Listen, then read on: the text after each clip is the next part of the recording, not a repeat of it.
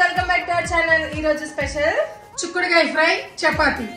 వేడిగా ఎండ ఇంత చల్లగా ఉండేలాగా చేసావే ఓ ప్రియా.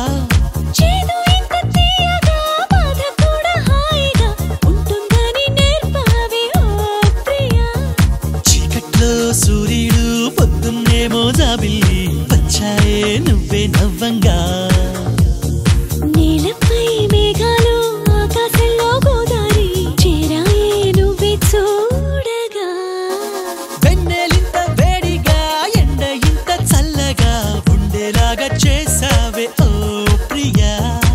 గైస్ ఫైనల్లీ చిక్కుడుకాయ కూర చపాతీ అయితే రెడీ అయిపోయింది. టేస్ట్ చూద్దాము. ఈ కూర నాకు నచ్చదు గైస్, బట్ అయినా సరే ట్రై చేద్దాం. ఎందుకు నచ్చదు?